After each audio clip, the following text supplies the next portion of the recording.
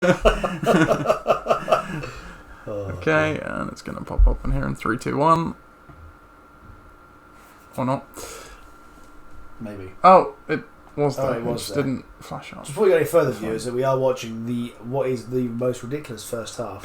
Yeah, I didn't watch the game, but I saw it was 6 turnovers. 6 turnovers. That's it. Yeah, it was just crazy. Just didn't want it to end really, just because of how bad it was. Yeah. Second half was a bit boring, but Yeah, because it was 17 all at half time, right? And then it ended 23-20, didn't it? So conservative after half time. So they both just went, you know what? Let's put on a show. Yeah. Classic Jimmy's throwing a pick six with his first pass. Oh, yeah, indeed. As well. That's it. It's when Ben went to -4 points. I'm like, this is going well. Right, we are ready. We Anyway, record. bit of preamble. Yeah. The classic pod preamble. That's it. I just think there should be, if someone's got the time, just put like a compilation of the preamble. It'll probably go to about 15 minutes. I'd say at least we usually do it for at least a couple of minutes, and that's when the technical issues aren't there. Yeah. So, oh dear, that should have been a pick. That should have been a catch. The whole Liam Kumar Day effect, not really happened. Nigel couldn't make it. Yeah. I remember normally said he could make it. Don't take this whole Phil Predator going. I listened to the He is I got back to the fourth quarter of the show. Yeah, I bet. You guys got a trophy? No. It was Marina. Radio Tide Man.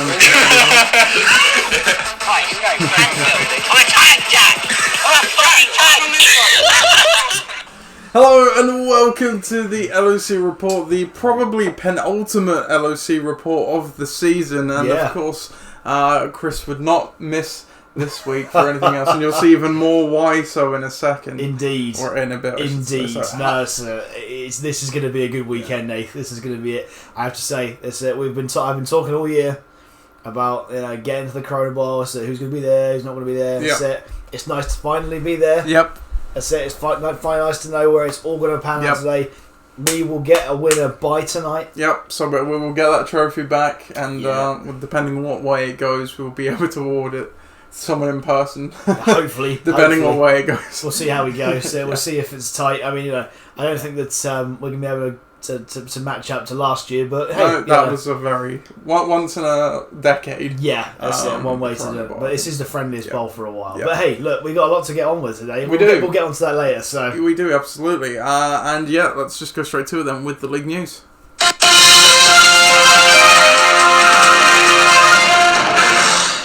League news, it's nearly Christmas. Happy Christmas. Happy everyone. Christmas indeed, So this is the last time you'll see us before Christmas, and we'll be back before New Year, I would imagine, as well.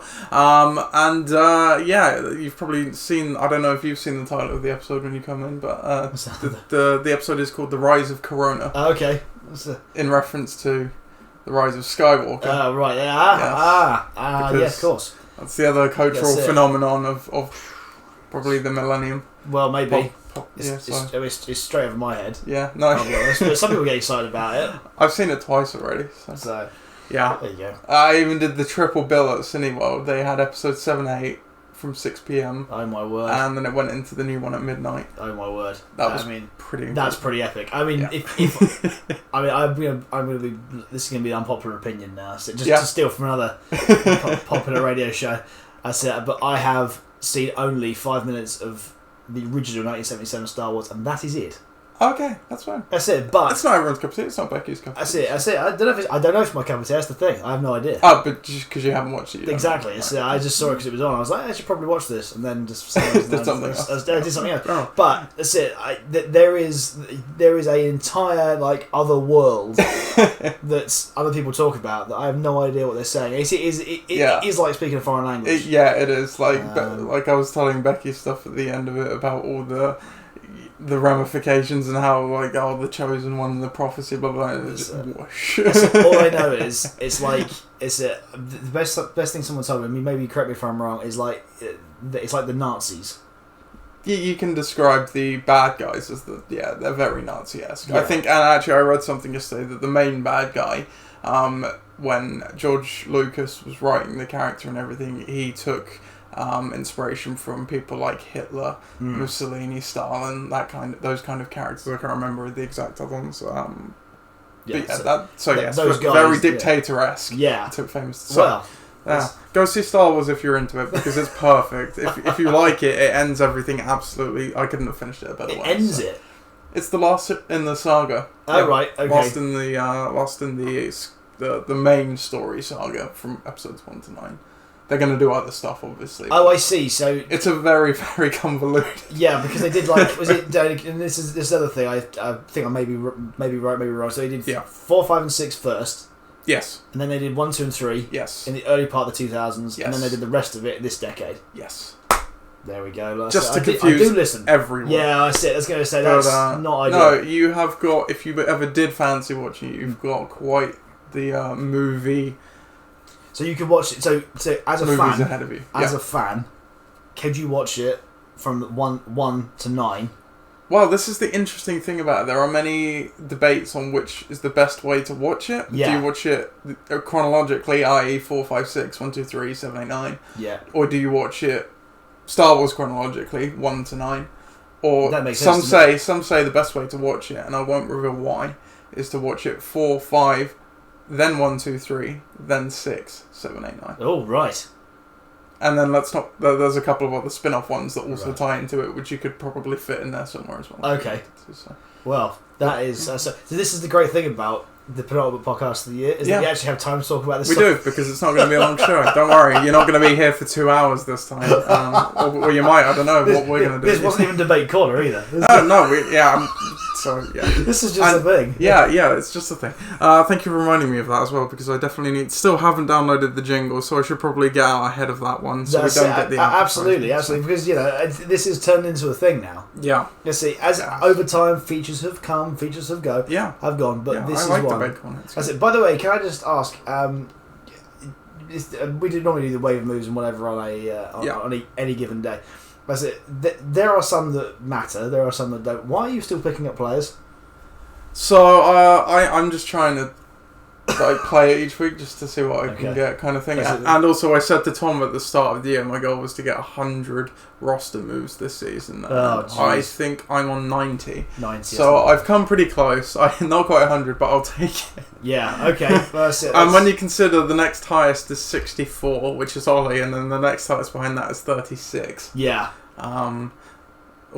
Ronald Jones making a big run there. There he goes. Look, he's off. Yeah, I just thought I'd have some fun with it and actually enjoy it without an opponent. So, and I did pretty well last week. I got 100. That's or more or less. I got 99. So, yeah, for my team, was certainly not. Anyway, I need the jingle while we do the rest of the league news. What transactions do we have this week? Well, let's start with Phil's, because we won't reveal what happened with Phil's team yet. But he's obviously dropped some pretty key players. He's dropped Landry and Deebo Samuel, who have carried him. Yeah, carried him. They've he's been very much a Mahomes or bust team as well as Mark Ingram. But those two have actually played a lot of valuable snaps for him this year. Yes, we won't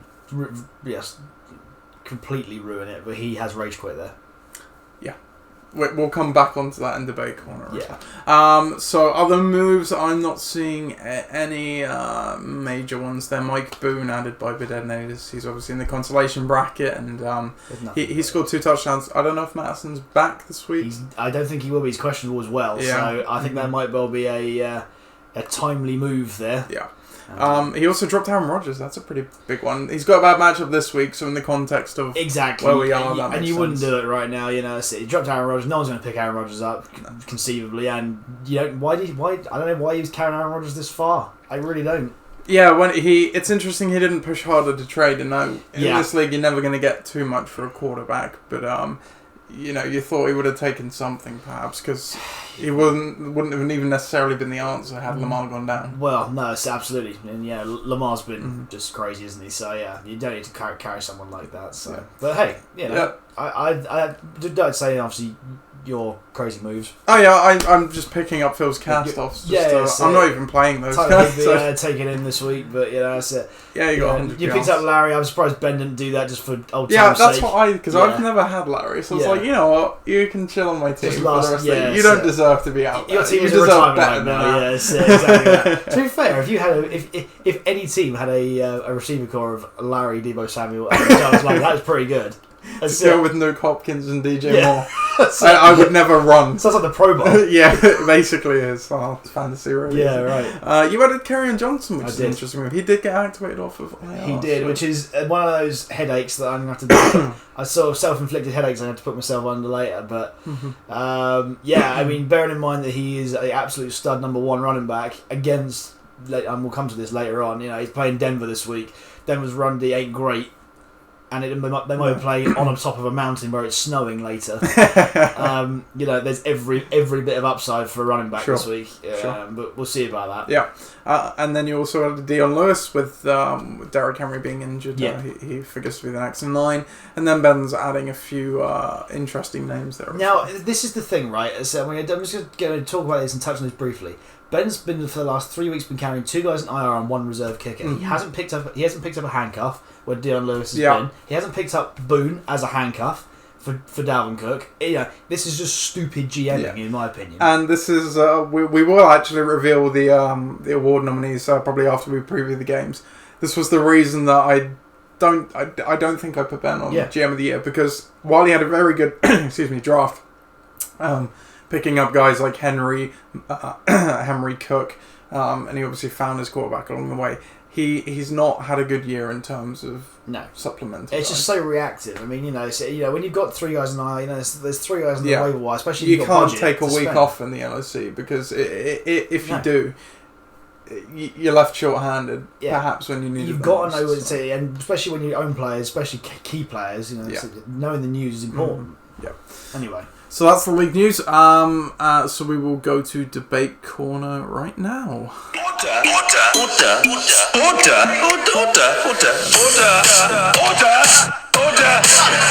Order. There you go. So Debate Corner, so I think we finished off the AGM topics, but as I said, when you mentioned Phil's name as an interest, so if Phil has discussed or floated the retirement many a year. I can't think of there must be an NFL equivalent, maybe perhaps Brett Favre is probably the best one I can think of. This time now you've probably all seen the results, so we won't lament on that in this bit. We'll talk about that in a bit, but do you think he's serious this time? No, I don't think he's serious any year. The problem is that, I mean, as you can see, when you score 120 points, he's less annoyed about this result. I think this is the thing. I think he's got to be less annoyed about this result and more annoyed by the result the previous week, where he went down by 5 points. He scored 61 points, which put him against me. If he'd have been put against any other team in the semi-finals, he'd been through to the final right now. Mm-hmm. So. I completely get it. It's frustrating as well to lose when you get to a semi-final. I've been there before. For me, it'd be more frustrating to have a very bad year. Yeah, you know what I'm saying? Like he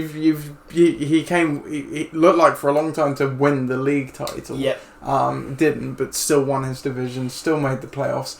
It sucks losing a game like that, but I would much rather get there and lose. It's like would you rather love and lose or not? I guess it's that sort of thing. Look, for me, I think it's a case of it seemingly happens to him, where his last 3 or 4 games of the season are below par, and then for Peyton Manning. Yeah. There's a reason he earned that moniker. Yes, indeed. And then turns him in a semi-final or whatever. Yeah, this is the equivalent of a playoff. The championship game, and when you score 120 points, you think to yourself that's probably unachievable. Absolutely. And someone go for 123 with some streaky players who don't expect it. That's annoying. But if it were me, I'm more annoyed at the fact that my team lost the week previous. Because it's a case of what could have been. Absolutely. If the other teams got 130 points, you go, well, fair enough then. But they're not. Yeah. Well, we hope to see Phil back, of course. I think we'll see Phil back. Phil loves it, doesn't he? He does. This one just felt a bit different when he said it before. There's never been anything prompting, and no, we've not seen. He hasn't been there for so long. No, that's also true. He hasn't been there for so long. I know it's disappointing, especially after 5 years away, to get there and then fall at the last hurdle. Really. Yeah. But yeah, unfortunately, it was all his own team's doing. Sure. Well, largely the week previously. This week was really good. Yeah, and we'll just go straight into the week's last week's the semi-finals now. I can see we have at least one viewer, so please do comment along if you would like to. Right. But yeah, we'll start off with this one then. Ixan against you, me, and Drew Brees. The number 1 seed, the league title, regular season title winner, Ixan, took on the wildcard team, Yumi and Drew Brees, in the semi-finals of the playoffs. Number 1 v number 4. Ben came into this game 10-4, best record in the league, on a 6-game win streak. Meanwhile, Ross came in only one behind, 9-5. He'd been a bit intermittent, but had a good season. It was a close one, and it went to the league regular season title winner, 103-97. Looking down, Jameis Winston erupted for 41 points against Detroit. George Kittle got 13, and Todd Gurley had a throwback game with 18 points as well. On the other side, for Ross, Matt Ryan had a good day, 23. Josh Jacobs back from injury, though he may have picked up an injury in the game. He got 11. Michael Thomas doing what he does, getting 19. Miles Sanders as well, a great play, 29, but it wasn't quite enough.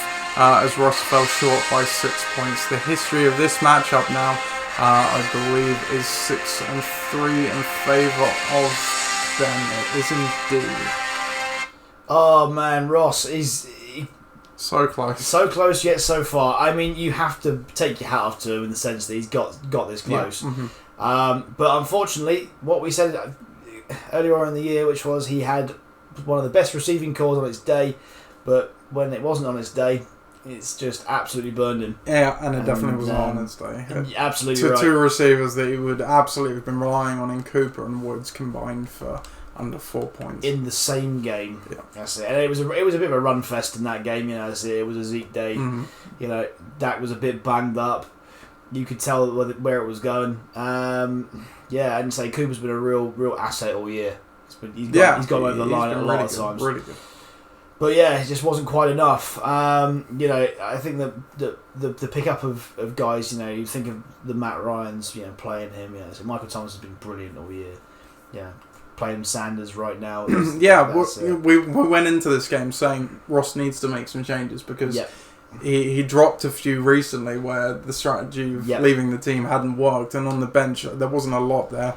Sony Michel, but you know the way Sony Michel's been playing, I don't think you can fault him for benching him or any of the other guys there. When it comes down to 6 points, you can't really fault a guy. It's challenging, you know. So I think you would never have benched Cooper in that position. I think if you were going to do anything, you probably would have benched Woods if you were going to. But then again, he's been brilliant for him in the last couple of weeks. Yeah, he's been hot with the Rams being resurgent. You wouldn't expect him that, and then this week he's been equally good as well. So you know, it's just a one down week. So you know, but what I will say is that you know, this game could have been very, very different.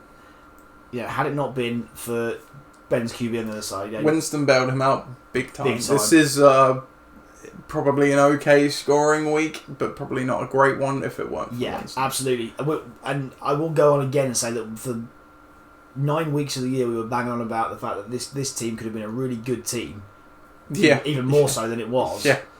With the stable QB. Yeah, with a stable. Well, not even a stable QB, because Jameis isn't a stable QB, but but a guy that can put points. Yeah, who's got the potential to go and do that.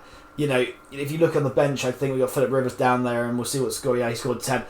You know, that's the difference. And that was Ixan for a long time. They were much like a Peyton Manning late years Denver Broncos team that they were playing around him and not.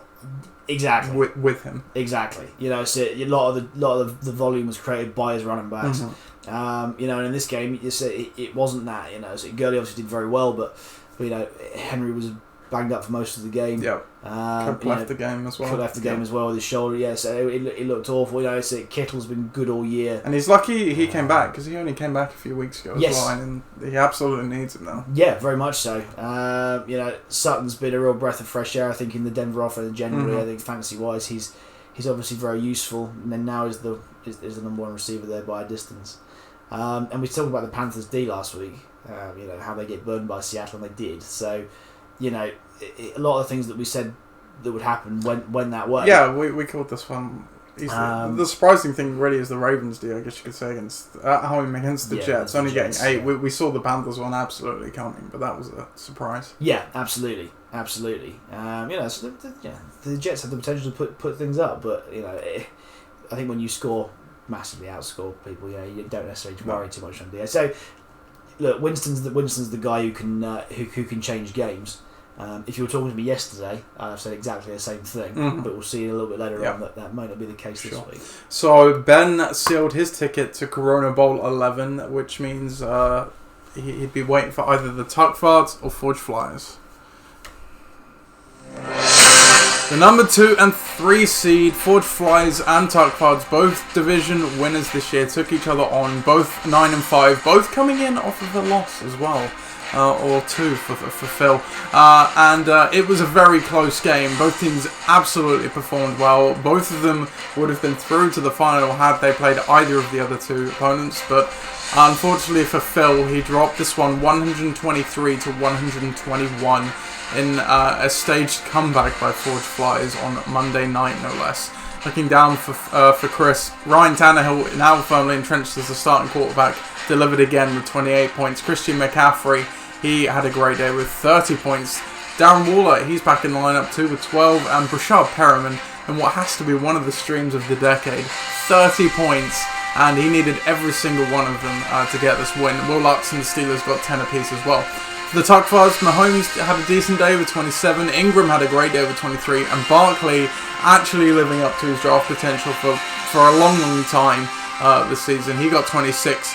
Patriots D got 21, but other than that, there was nothing else there for Phil as he unfortunately dropped this game. The history of this matchup now is, where are you, Chris? You are up here. 10 and 6 in favour of Forge Flies. I will admit this, between you and I, viewers, that I didn't expect to win this game. I mean, when I'd have to go to bed on the Sunday night, I said to myself, that is too much to make up. Not only that, but on the Thursday night as well, Mark Ingram already started with 22.6 points, which Absolutely. You were in a hole from the get-go. Basically. Yeah. So I mean, when you see Barkley go for that type of numbers, when you go from Mahomes to that type of numbers, and particularly the Patriots defense, which expected to score that type of numbers, but when you've got 4 of the 8 scoring over 20, 3 of those over 20, 22 and a bit, and 2 of them over 25. That cannot go right. Mm-hmm. But that's it. We can all be thankful for the fact that Messrs. Deebo Samuel and Jarvis Landry managed to in decent matchups as well, may I add. Yeah, all 3 of them, not the worst matchups by any stretch. Not do a great deal. But 120 points in the semi-final is where you want to be. If I said at the beginning of the day you're just going to score 120 points today, I'd have absolutely taken that. Mm-hmm. Also, my team, it comes down to a couple of bold choices for the week and a bit of luck as well. I'm not going to lie. Marlon Mack didn't do anything. No, yeah. And I took him out I put him in for Carlos Hyde. I should have played Carlos Hyde, and I was for a long time kicking myself that I hadn't done. But again, that's a justifiable choice against Tennessee, I think. I think so, but obviously the Colts offense has really slowed down recently. Yeah. Against New Orleans away, I probably should have seen that coming. And then I put D.D. Westbrook in just for a bit of a troll, really, to be honest with you. And that nearly cost me, which would have been completely justified. How I tried to troll Phil, and then it didn't come off. So, but look, what I am very pleased with is that Tannehill came good. Had I played Dak rather than Tannehill, I'd have lost the game. Mm-hmm. Had I played anyone else but Perriman, I'd have lost the game. So some things are just meant to be sometimes. I see Darren Waller's been an absolute tank for me all year. And certainly the last few weeks anyway. Just been a really reliable set of hands, but at the same time, sometimes you just have to appreciate when people's worth has been exceeded. I was very fortunate that Will Lutz on the last kick. Yeah, and I just noticed what you were talking as well. This is how slim the margins can be. And we saw in the Corona Bowl last year, Ollie winning it on Lindsay's last run. Yeah. Jason Sanders has a missed field goal. Yeah. If that field goal goes in, he would have won this game. That is how slim the margins. He wins it by 0.4 of a point, which is just absurd. Not 4 of a point. Yeah, but not 4 of a point. Yeah, exactly. Yeah. So yeah, you can see why Phil is sore about this. For me, I came into the game not expecting a thing and came out with everything. You know, when you sort of gamble, when you gamble like that, it feels quite good. But I don't for any.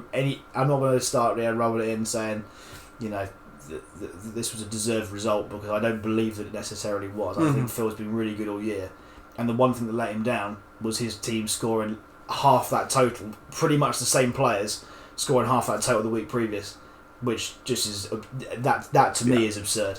Sure.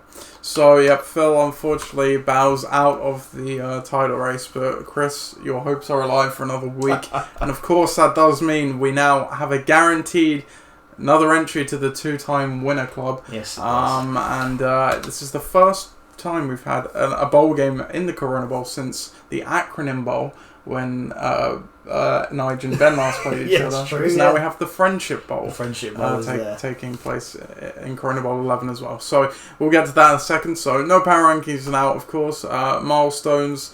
We can no standings and stats. We don't need any of that, but we can take a look at the milestones. We have the win-loss record on here. Obviously, the only thing that would have changed in this is the playoff games. So Phil now becomes the sole owner of the highest playoff losses all time. Congratulations, Phil. Broke the tie with Viv, who had 5 previously as well. So Ben moves up to 4 wins. He's now in the winning side of the column there. You are up to 3 as well. You won your other 2. The last time you won a playoff game, you went all the way. Yep. Basically, you obviously lost in the first round in 2011, I think it was. Yes. So we'll see if history repeats. And Ross as well, still searching for his first playoff win, unfortunately, as well. That's it. I am back though. I'm doing the full Eli Manning this week. Yeah. The full Eli Manning. Full Eli Manning. I'm back to. That's it. A completely level total. Yeah. So it can either go one or two ways. Yes, I see. You've got the Eli, who annoyingly also got back to level terms with his win. And now he's going to run off into the sunset and retire. Yeah, an even record. Yeah, because Daniel Jones might be back this week. Yeah, I can't say that he might as well not bother, because at least he won 2 Super Bowls. Yeah. So in terms of Corona Bowl appearances, then Ben is now making his 3rd Corona Bowl appearance, and really the second half of this decade has been a great one for Ben, because he made it to Corona Bowl 7, which he unfortunately lost, but then made it straight back the year after and won it in Corona Bowl 8, and now he's in Corona Bowl 11. So a good run of form for him. And for you, Chris, your 2nd appearance, you were obviously in it 2 years ago, 2009, when you Corona Bowl 9 in 2017 it would have been, wouldn't it? Yeah. And you are back again. So we'll see how that shakes out. So no more saying this. So we will just go to the Corona Bowl then, and obviously we're not going to take a look at the consolations. We'll look at it next week, because that's when final standings will be all decided. Yep. But for now we'll just stick to this game here. So we have Corona Bowl 11. Let's preview it. Let's get a jingle going.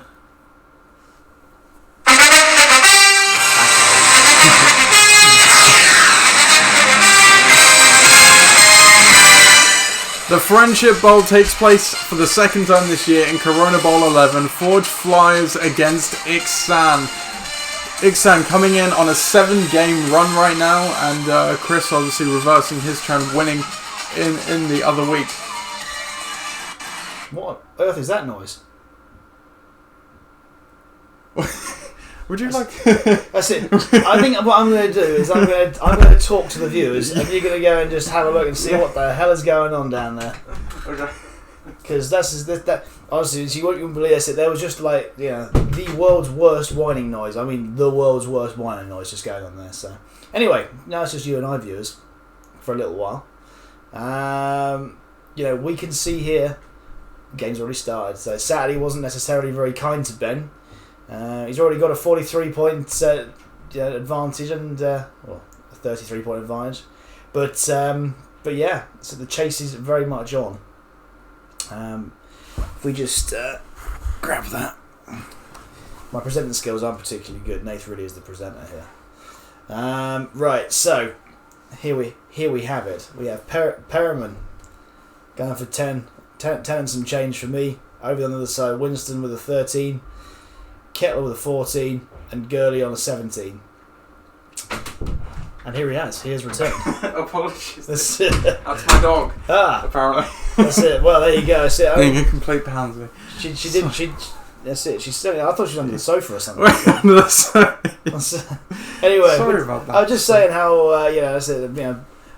Perriman's gone for 10, Winston's 13. So, okay, yeah. So Kittle and Gurley are there. 40. There's a 33 and a bit of point advantage. Yeah, so going into Sunday. If we look at the projections, which is what I would have said before my dog had a paddy, you are currently slated to win it 90-82. Though Ben obviously does have the advantage currently 44-10. If we look at the history of your guys' matchup, I believe you are favourable in this one. 9-4 all time against Ben, so looking good for you. But the big news really is the injuries. Yes, massively. Which would have been the next thing I come to. Derrick Henry, not likely to play. I saw earlier, I think. Let me just see if I can find. I don't know if he's been officially ruled out at this point. I don't think he's been officially ruled out.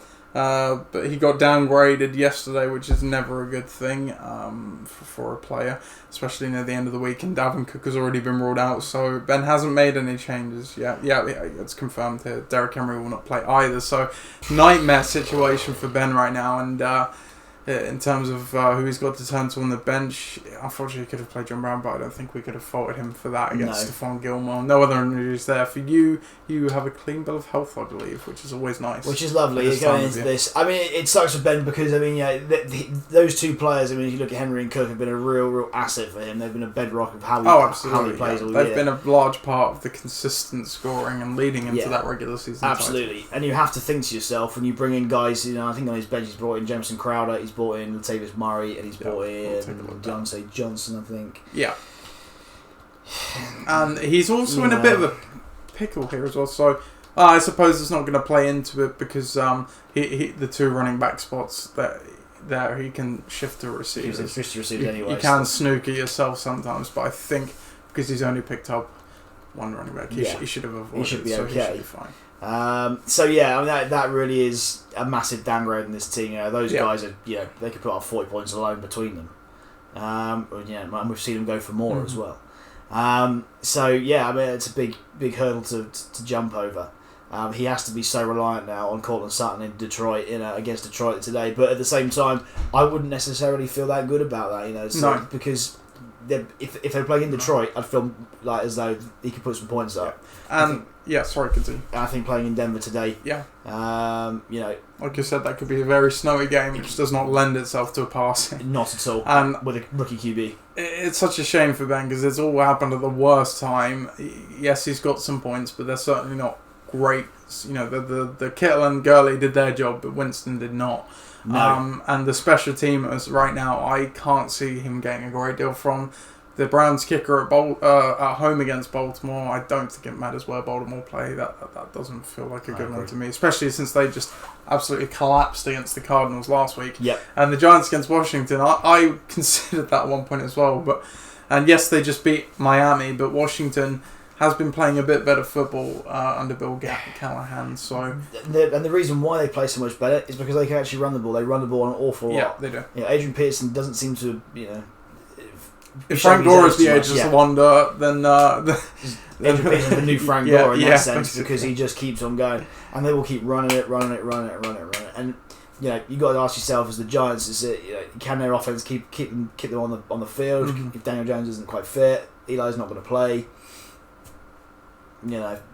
That's a real problem. So, I mean, I think that what we've seen the scores that we sort of expected from the other two, Gurley and Kettler, as you say. It's a real dart throw with any of the three that he's picked up. And he's going to need two of them. Yeah, exactly that. We can look at that because we know some, barring another change. Murray against Tennessee isn't great. No. Crowder against Pittsburgh's not great. And Johnson the other way. It's the offense isn't great. I mean, if it were me, Juju's still out there. If you're going to be dart throwing, you're going to be dart throwing him surely. But it's a very difficult position he finds himself in right now. Not ideal in a final, but he does have a 33-point advantage. Yeah, but saying that, 33 points between the top three on mine, whether it be Tannehill, McCaffrey, Mack, or anyone. We just saw McCaffrey come off 30 points last week, so he could have raised that by himself. Yeah, that to me is the biggest game of the weekend for me. Yep. It's Mack against Carolina's poorest defense versus McCaffrey. Him and DJ Moore are sort of carrying that offense right now, especially with a rookie QB again who's been brought in. Well, Grizz not, he's 2 games into his career. He's going to be using him a lot, I think. Tannehill playing New Orleans at home. There's a lot to play for in this game. Bearing in mind that the Texans won again yesterday, so to keep up the pace with them, to be able to, on the last day, we don't forget. It's easy to forget if you're not a Tennessee fan, but if Tennessee win this game today, which is still a big if, it's almost a cup final. Well, it's a cup final. Yeah. For a division. On the last day. And it looked like Tannehill would have a bad week last week. For the first half, it looked like for a long time that Tannehill wasn't going to do much, but he came through in the second half. Yeah, and I've got Dak as well if I need it, but I don't think... I don't think Dak's not fit this week, and I don't think he should play. It's certainly for me anyway. Yeah, but after those 3 guys you mentioned, you do have some interesting players playing in the other 2 slots. Obviously, Perriman already got 10. Anthony Miller for Bears' second/third with Taylor Gabriel, I suppose, option. Yeah. And then Jacob Hollister, the tight end for that. I'm quite happy with that. Miller's probably the one. Yeah, he's playing Arizona, so. I think Hollister I'm good with. Miller's probably the one that's interchangeable with anybody, simply because. So there are some statistics out there. Taylor Gabriel's out this week that suggests to me that he could see some volume in this game. Can I trust any Chicago wide receiver? Yeah, sure. I mean, I can trust Allen Robinson, but it's... but I get sketchy. And KC's defense has actually been playing quite well. It has. Of late. It has. And I see that guy you talked about just in the review, Darren Waller. Yeah. He's playing the Chargers, but I'm so worried with them. I'm so worried. That's it, because... I think that the Chargers have presented themselves as a decent option defensively in some games, especially at home this year. I'm worried that he would play out the game for his QB. I also think I see T.Y. Hilton against Carolina. I think I want to play him, but I can't. I just can't justify that. And then Kerryon Johnson. Well, that is an absolute throw. That is that would be bold. Blind dart throw trying to get a ball. Yeah, that's it, absolutely. So. I think that if you're going to see anybody today change around, I think you're going to see it's either Wall or Miller, or if I get particularly brave, T.Y. Hilton. The advantage you have with those as well, I guess, is it's a big thing. It does play into it. Is that Miller is playing on the Sunday night game, and Waller Johnson are playing at the 9 p.m. games, and you have quite a few players. In fact, nearly all your players, bar Hollister and Miller himself, are playing at the 6 p.m. game. Similar situation for Ben. Ben's only got 2 players left after the 6 p.m. game, so you're going to have a good steer on if you need to chase points where you might leave a Miller in, or if you could just play it safe for Darren Waller. And Dalvin Cook ain't a thing anymore, so who would he bring in? All his options are 6 p.m. games. So it will only be 1 player in the 9 p.m. game. That's right. So we will know where we are. And hopefully by then, in an ideal world, we only need a few points. Sure. But I don't know. I have to back my team. We're going to get to this in a minute, but you have to back my team. Let's get to it now. So bearing in mind that Ben, if the injuries weren't there, I'd say that this game has been very, very, very close. Because I think that everybody could conceivably could cancel themselves out. But I think now that with that massive hole that's in his running back core, I just don't think that there's going to be enough quality to be able to come behind that to be able to fill that gap. Whilst for me, I do have options that I can use, albeit there's only one interchangeable way of doing it. I think, as you say, I'm quite comfortable with Miller, believe it or not. Bear in mind, his points over the last few weeks have been very good.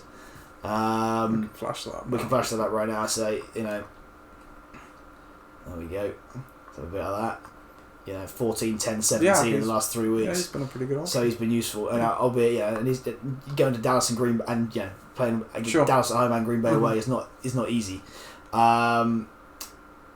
So yeah, I'm feeling pretty good about that. Especially playing at home against KC. Yeah, that's by and by. It's still a bad place to go, Field. Yeah, exactly. Yeah, that's it. It's partisan, So, yeah. So yeah, there's a lot to like. There's a lot of decent matchups in there. It helps that we've already got 10 on the board. There's 33 to find. Mm-hmm. There's 33 to find by 9 o'clock, and out of all of there, so out of all those guys, so you'd like to think they can score more than 33 points. Yeah, it is such a shame for Ben to get to this point. And you never want to play a guy when that's the scenario, but you can't control that kind of thing, obviously. But it's just such the two players Ben could not afford to lose. He has lost. Yeah, I think even if he still had one of them standing up, he'd have a pretty good shout. But being down both of them, he's relying a lot on basically massively. And your team is still like I said, it's given the players currently on the roster are 100% fully healthy. You have lost Mike Evans of late, but it's not really affected you much. Perryman, in fact, has come in and filled in admirably. He's got a 33-point divide right now, but Winston has not had a good day. He absolutely needed that with Henry and Cook being out. Yeah. I can't see any way Ben wins this. I'm sad to say, but I do think you'll have a good day anyway, and I hoist your second corona. Thank you. Well, I hope so. I want to be as friendly as I possibly can. Yeah, but I do want to win tough. as well. It's tough. Yeah, absolutely. But you can only read off of what's there, and the only thing that Ben can say to himself is that at least he has the Nathwani pick for next year. That's very true. So congratulations. Very true. But we might rejig the playoffs as we discussed earlier, in which case we might knock that one on the head because the regular season winner might get a bye. So well, there would be no need for them to get that. Anyway, that is the Coronavirus review. We will obviously be back next week to review that and reveal the winners of the awards. Speaking of the awards, we have the award nominees. So we'll go through it. There are, I believe, 6 awards of all our own creation, with the 7th being managed by Ross. I will let Ross do that how and when he pleases, although it sounds like he only got 1 nomination. So. No. I can't believe it. Well, there you go. Did you message one? No, I couldn't think of anything to okay. I'm the nomination. I nominated something for him. You can't nominate yourself. No. Which I haven't done this year either, you'll be pleased to hear. So, like award. Nice and impartial, I like it. Yeah. If any year I can justify this year and I control it, and I didn't want to... I try and get everyone to have a nomination at least. Yeah. But really, nothing I did this year fit into any of the categories, so I wasn't going to try and shoehorn myself in. So, but we'll start with the LOC Awards. So we have Coach Taylor for bucking the trend, because he's had probably more Gypsy wins than Ollie Gardner did in his rookie season. Massively. I think if we look at the points forward and against for Mike, it's just absurd. I mean, we just to get to a 7-2 record, and he knows it as well. So he only just scraped 1,000 points, and he only conceded 1,080, and only Phil was the only other team to be below 1,200 points conceded as well. So he was fortunate to be in the division that he was. Yes, definitely. And speaking of which, Coach Merritt, it was one of your narratives all season long as well. Yep. Phil's team definitely was good, but they were very fortunate to not concede a lot of points, especially early on. I think that for a long time he was the least scored against team. Yeah. Mm-hmm. Yes, the team was very good. Yes, it had elements of it that no one else had. It had the Mahomeses, and it had the Patriots D for a long time, which was also quite lucky. Definitely. So there was no skill in picking them. No. Mark Ingram was a decent pick, but so riding those 3 guys and being in the division that he was fairly easy to navigate. Absolutely. And then you got to the final, and obviously. Yeah, that wasn't very lucky at all. So we have Coach Nunn here as well. So he actually, this one was a statistical LOC award, you could say, because in the breakdown he was 6th, which is when you play everyone in each week. What would your record be? He actually had a losing record on the year, 74-80, yet went 9-5, and obviously still made the playoffs. So you can look at that statistically and say he was quite lucky. If we look at his points, he did perform quite well, but breakdown doesn't lie either. He was quite lucky to be where he was. And then Coach Nathwani as well.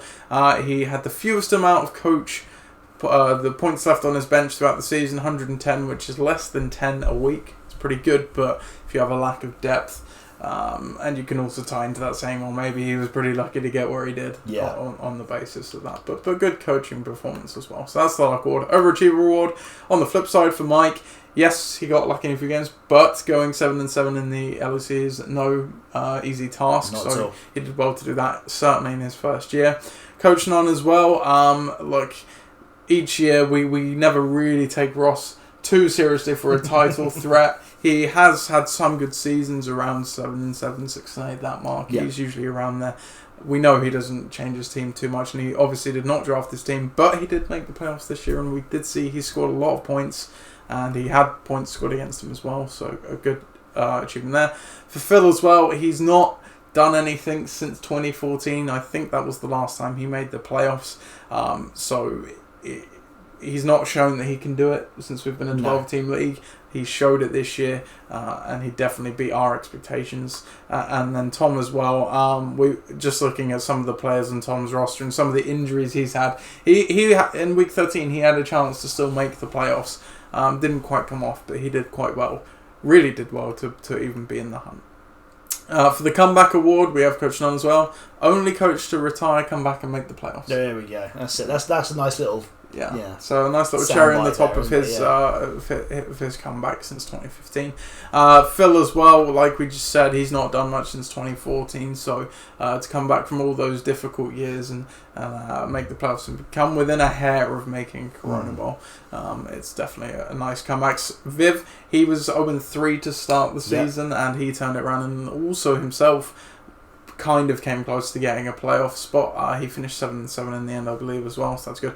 And for Coach Allen, he was 2-12 last year. We all know how rough Pat's season was last year, and indeed he actually did start pretty slowly this year as well. But he turned it around and finished 6-8 and patched the roster up as he went as well. For the League Commissioner Awards, that was my one to decide, just based on anything really, contributions to the league, whatever, sportsmanship, yada yada yada. So of course we have Tom for doing the power rankings and being the E.Locker part of the committee. Chris, you have a bump this year. You usually get the token nomination for this doing the podcast, but you're also, actually you had two extra things. Not only did you pick up the power rankings for a few weeks, you were also the league ombudsman this year. So there you go. One might say you might be the favourite for this one. Well, LOC through me. Bleed red, white and blue. Absolutely. Ross Nunn for the entertaining team names. We all enjoy seeing that drop in the chat each week, and we wish Ollie would do the same drop because his names are also quite entertaining, and his are arguably a bit more interesting, as he does it based on the kicker he has each week. So not only does he have to pick a kicker, he also has to shoehorn a name in around. That's it. His Photoshop isn't necessarily as good.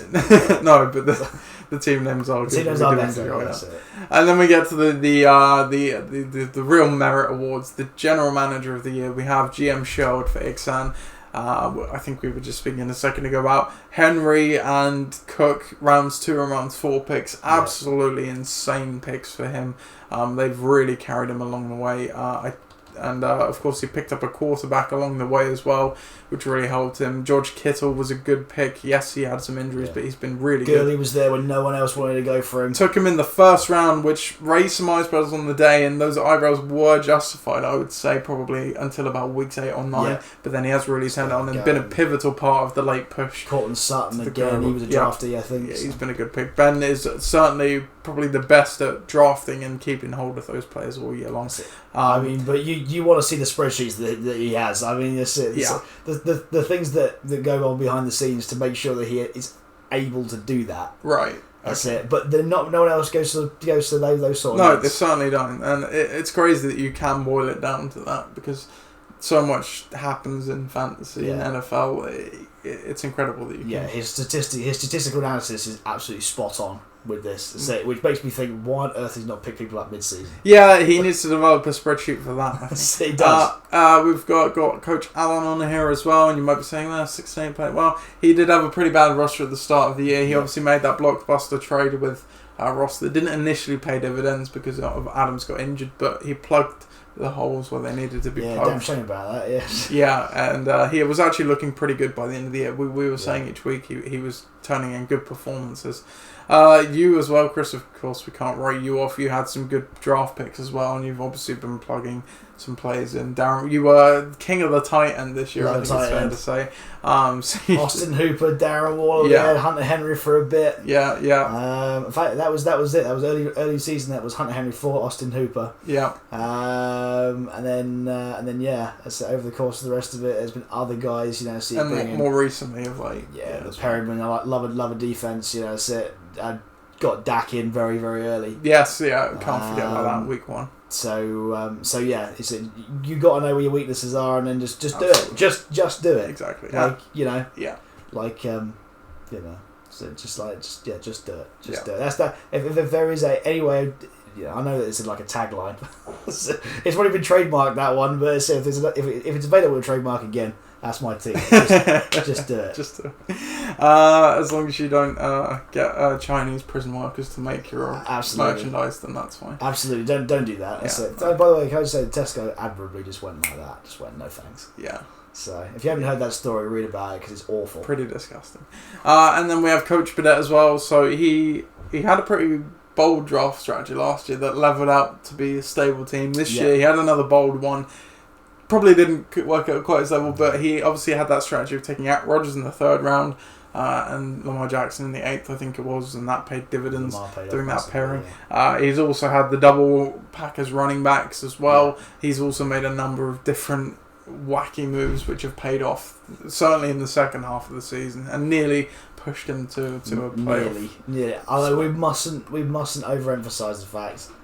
Or underemphasize the facts. I'm going to overemphasize it now. The Lamar Jackson side of the season. Yeah, absolutely. Yeah, it would have been a lot different if you probably ruined Dave's season. Yeah, certainly did that. And then, of course, we have head coach of the year. You here again, Chris. You, like you said, making great decisions all year long and starting the right guy. And if we look at your coach ranking, which is a good metric, probably of the teams there, I'd say you're the most... The team with the best players, yet you had the 3rd least points on your bench, is what I'm trying to say. So you had a great coaching effort. I will say about this metric as well is that if you carry a QB, you will always be higher. Yes, absolutely. I didn't carry a QB until last week once. Yeah. So basically, if you want to look good, just don't carry a QB. Just don't carry a QB. Or do what I do and drop and add players while the game. Yeah, so if there's someone who goes on your bench that you don't want to keep, shove them away. Yeah, don't take the point. Absolutely. That's it. That's my one. So I've been doing for the last couple of weeks. When you realise that it doesn't matter anymore. Yeah. When you get just get them in. That's what I did with Carlos Hyde yesterday. Just get rid. Yeah. Coach Sherwood as well, winning 6 games on the trot to close out the season. I think he was at 4-4 or something. Before those 6 games, we can bring up the rankings. Yes, he was at 4-4, won 6 on the trot to bring home the title. He's had a great year.